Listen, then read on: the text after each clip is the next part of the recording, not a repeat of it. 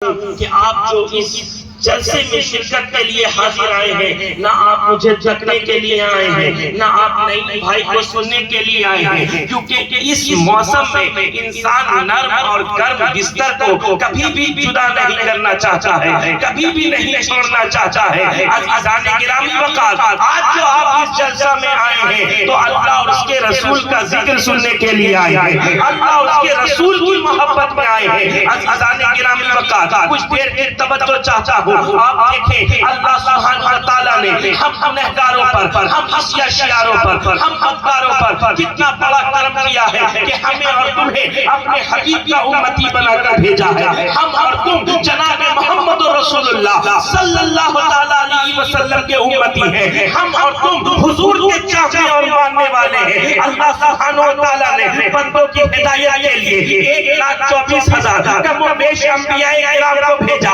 ہر نبی کی شان اپنی جگہ ہے، ہر نبی کا مقام اپنی جگہ ہے۔ اسی مقام پر میں علامہ حسن خان بریلوی کے یہ دو مصرے پڑھنا چاہتا ہوں۔ آپ نے فرمایا کہیں گے اور نبی اذهبوا الی غیری، کہیں گے اور نبی اذهبوا الی غیری، میرے حضور کے لب پر انا لہا، میرے حضور کے لب پر انا لہا ہوگا۔ کیا سمجھ میں آیا؟ کل بروز حشر اور انبیاء کرام فرمائیں گے گنہگاروں کہیں اور جاؤ، عصیہ شیاروں کہیں اور جاؤ، خطا کاروں کہیں اور جاؤ، گنہگاروں کہیں اور جاؤ، فقط آمنہ کا لال ہوگا، فقط عطیہ کا پیارا ہوگا جو یہ فرماتا ہوا نظر آئے گا۔ گنہگاروں میرے پاس آؤ، عصیہ شیاروں میرے پاس آؤ، خطا کاروں میرے پاس آؤ۔ تبھی تو بریلی کا تاجدار امام احمد رضا خان فاضل بریلوی یہ کہتے ہوئے نظر آتے ہیں خدا خدا کا یہی اور کوئی نفر مگر جو وہاں سے ہو، یہی آگے ہو جو یہاں نہیں تو وہاں نہیں، وہ کمال حسن حضور یہ گمان نش جہاں نہیں، یہی پھول سے یہی پھول خاک سے دور ہے، یہی شمع ہے کہ دھواں نہیں، وہی لامکہ کے مکی ہوئے سر عرش تخت نشین ہوئے، وہی لامکہ کے مکی ہوئے سر عرش تخت نشین ہوئے۔ وہ نبی ہے جس کے ہے یہ مقام، وہ خدا ہے جس کا مقام نہیں۔ اکبر امت میں ہے یہ دو رضا، پڑے اس بلالا میری بلا،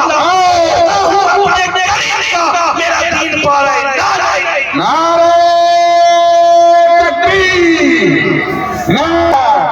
نعرہ رسالت، اولاد غوث اعظم، اولاد غوث اعظم، نعرہ تکبیر، نعرہ رسالت، سبحان اللہ سبحان اللہ۔ ہائے ہائے میرا دین پارا ہے نہ نہیں۔ عزیزان گرامی وقار، کچھ دیر میں آپ کی توجہ چاہتا ہوں۔ آپ دیکھیں اللہ سبحانہ وتعالیٰ نے ہم گنہگاروں پر کتنا بڑا کرم کیا۔ آپ کس کے امتی ہیں؟ جناب محمد رسول اللہ صلی اللہ علیہ وسلم کے امتی، جنہوں نے ہر لمحہ ہر آن اپنی امت پر کرم ہی کرم کیا۔ حضور کی عنایات پر قربان جائیے، حضور کی نوازشات پر قربان جائیے۔ آپ کی محبت میں آج حاضر آئے ہیں۔ یہاں پر علماء موجود ہیں کہ جب مسجد نبوی کا منبر تیار نہیں ہوا تھا تو مدینے والے آقا ایک کھجور کے تنے سے ٹیک لگا کر خطبہ دیتے تھے، لیکن جب منبر تیار ہو گیا حضور نے صحابہ کو حکم دیا کہ اس کھجور کے تنے کو اٹھا کر کسی کونے سے لگا دو۔ صحابہ فرماتے ہیں ایک روز ہم مسجد نبوی میں حاضر تھے، کسی کے زار و قطار ہونے کی آواز آتی، یہ سمجھ میں آ رہا تھا کہ کوئی ہجر میں رو رہا ہے، کوئی فراق میں رو رہا ہے، کوئی جدائی میں رو رہا ہے، لیکن رونے والا نظر نہیں آتا۔ اسی اثنا میں اسی درمیان مدینے والے آقا نے فرمایا پیارے صحابہ پریشان نہ ہو، کوئی اور نہیں بلکہ وہ کھجور کا تنا رو رہا ہے، اسے اٹھا کر لاؤ۔ صحابہ اٹھا کر لاتے ہیں اور حضور جیسے ہی اس کھجور کے تنے کو اپنی آغوش میں لیتے ہیں وہ کھجور کا تنا رونا بند کر دیتا ہے۔ تو تم کا والو کیا سمجھ میں آیا؟ ہم نے کیسا نبی پایا، ہم نے ایسا نبی پایا جو ایک کھجور کے تنے کو بھی تنہا نہیں چھوڑتا۔ تو کل بروز حشر ہم گنہگار امتیوں کا تنہا کیسے چھوڑا؟ سبحان اللہ سبحان اللہ۔ اپنے نبی کے نوازشات پر قربان جائیے۔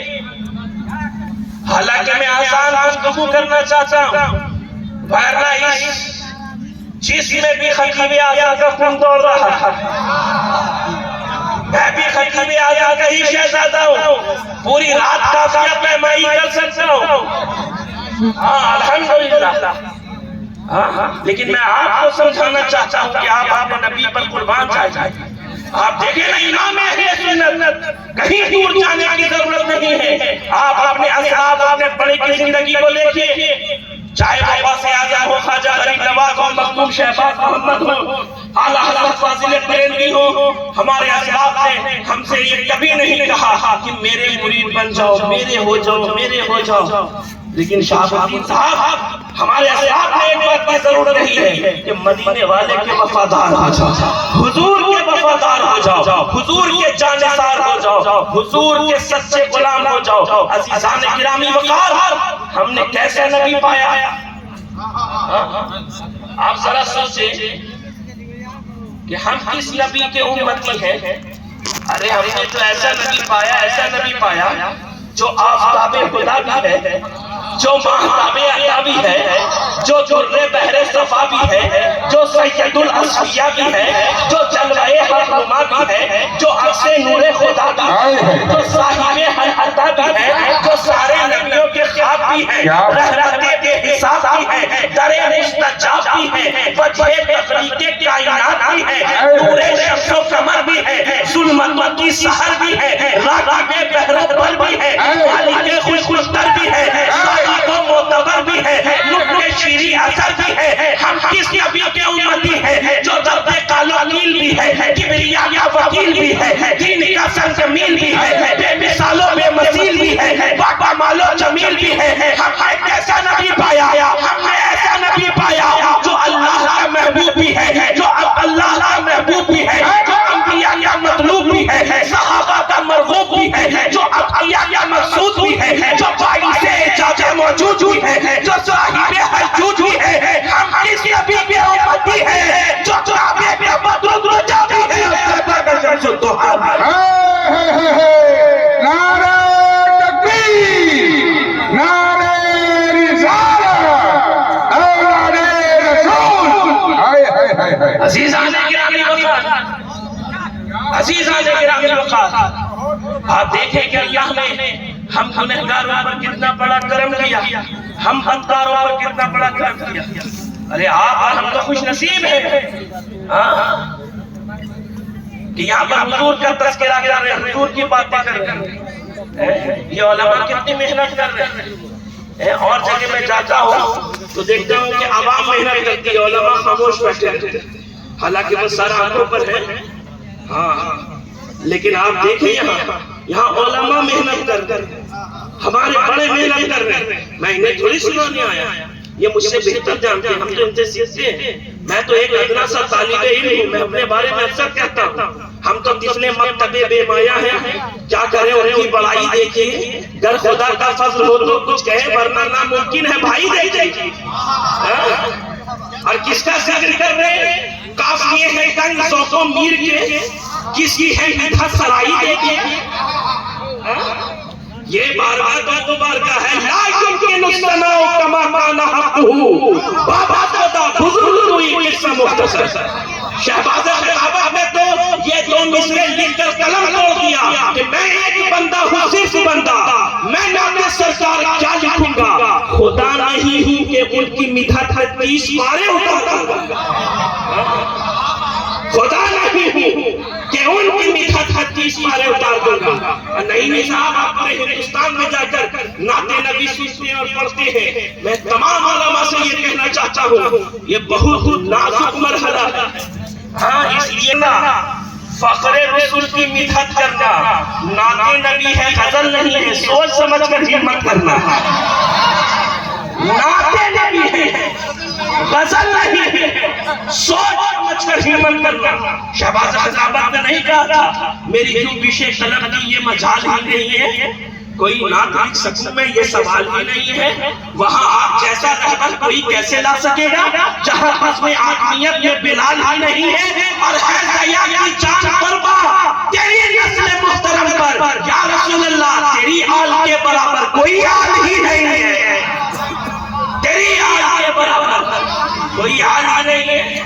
ارے حضور کے اصحاب بھی لاجواب ہیں، حضور کے ساتھی بھی لاجواب ہیں، حضور کے خاندان والے بھی لاجواب ہیں۔ ابھی خطاب کر رہے تھے آپ کے درمیان، بیچ بیچ میں مفتی شہاب الدین صاحب کہہ رہے تھے سارے گھرانے ایک طرف، حضور کا گھرانہ ایک طرف، سارا خاندان ایک طرف، حضور کا خاندان ایک طرف۔ عزیزان گرامی وقار، یہ اس خاندان کی بات کر رہے ہیں، میں آپ کے ذہن کو حاضر کرنا چاہتا ہوں، یہ اس خاندان کی باتیں کر رہے ہیں کہ جہاں کے لوگ خود تو بھوکے رہے ہیں، اوروں کو کھلا دیتے ہیں، خود تو بھوکے رہے، اور کافیہ پیمائی کی جائے تو اس طرح سے کہہ سکتے ہیں کہ خود تو بھوکے رہے اوروں کو کھلا لاتے ہیں، ایسے ہوتے ہیں محمد کے گھرانے والے۔ ارے خود تو پیاسے رہے اوروں کو پلا دیتے ہیں، ایسے ہوتے ہیں محمد کے گھرانے والے۔ راہ مولا میں جو ہر چیز لٹا دیتے ہیں، ایسے ہوتے ہیں محمد کے گھرانے والے۔ ظلم کی شاخ جو کاٹ گرا دیتے ہیں، ایسے ہوتے ہیں محمد کے گھرانے والے۔ جو سرے نیزہ قرآن سنا دیتے ہیں، ایسے ہوتے ہیں محمد کے گھرانے والے۔ سالوں میں بھی پھول اگا دیتے ہیں، ایسے ہوتے ہیں محمد کے گھرانے والے۔ چور کو ابدال بنا دیتے ہیں، ایسے ہوتے ہیں محمد کے گھرانے والے۔ ایک کوزے میں جو سایہ کو سما دیتے ہیں، ایسے ہوتے ہیں محمد کے گھرانے والے۔ آفتابہ سے جو شیروں کو بھگا دیتے ہیں، ایسے ہوتے ہیں محمد کے گھرانے والے۔ ایسے ہوتے ہیں محمد کے گھرانے والے جو طالب مولا کو مولا